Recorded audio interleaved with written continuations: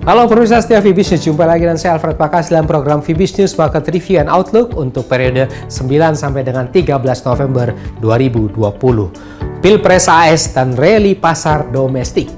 Ya, pasar investasi pada minggu lalu diwarnai dengan sejumlah isu, di antaranya pelaksanaan pemilihan presiden Amerika Serikat yang belum final hasilnya dan kemungkinan akan berlangsung dalam proses lebih lama.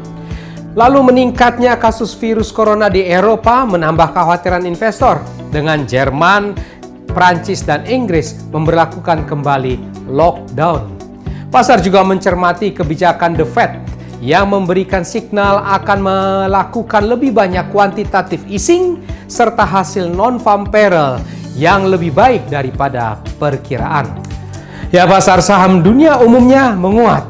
Harga emas rebound, US dollar balik tertekan, sedangkan IHSG dan rupiah rally melejit dan dinyatakan terkuat sekawasan Asia. Ya, minggu berikutnya isu antara perkembangan pandemi virus corona, prospek pemulihan ekonomi, dan hasil Pilpres AS akan kembali mewarnai pergerakan pasar. Seperti apa dinamika pasar hari-hari ini? Berikut detail dari Fibis News Market Review and Outlook untuk 9 sampai dengan 13 November 2020. Ya, kita mulai dengan pasar modal Indonesia. Indeks harga saham gabungan pada minggu lalu menguat, melejit tajam 4,04% secara mingguannya ke level 5.335. Ini merupakan lanjutan daripada satu rally dan semakin tajam didukung dengan masuknya aksi beli investor asing.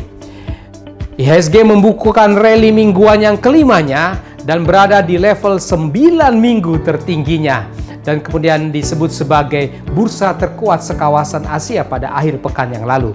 IHSG berikutnya minggu depan nampaknya akan diintip oleh profit taking, tapi keseluruhannya masih dalam tren bullish. Mata uang rupiah pada pekan lalu juga menguat tajam 2,84% secara mingguannya ke level 14.210 rupiah per US dollarnya. Pasar melompat kuat sepanjang minggu mencapai rupiah level 17 minggu tertingginya. Ini didukung dengan adanya capital inflow ke pasar keuangan dalam negeri dan rupiah dinyatakan sebagai mata uang terkuat se-Asia terhadap US dollar pada akhir pekan lalu. Untuk minggu depan kemungkinan rupiah ini menguat walaupun dalam tempo yang lebih stabil. Ya, pemirsa setia Fibis News, Bank Indonesia pada minggu lalu menilai pertumbuhan ekonomi Indonesia triwulan ketiga 2020 membaik, yaitu tumbuh tinggi plus 5,05% secara kuartalannya setelah mengalami kontraksi minus 4,19% secara kuartalannya pada triwulan sebelumnya. Ya, kalau secara tahunan, perbaikan ekonomi domestik terlihat dari berkurangnya kontraksi pertumbuhan menjadi minus 3,49% year on year dari kontraksi triwulan kedua sebelumnya minus 5,32% year on year.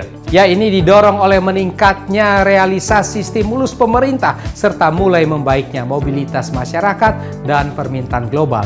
Posisi cadangan devisa Indonesia pada akhir Oktober 2020 dilaporkan Bank Indonesia tetap tinggi, yakni sebesar 133,7 miliar dolar AS, meskipun menurun dibandingkan dengan posisi Septembernya.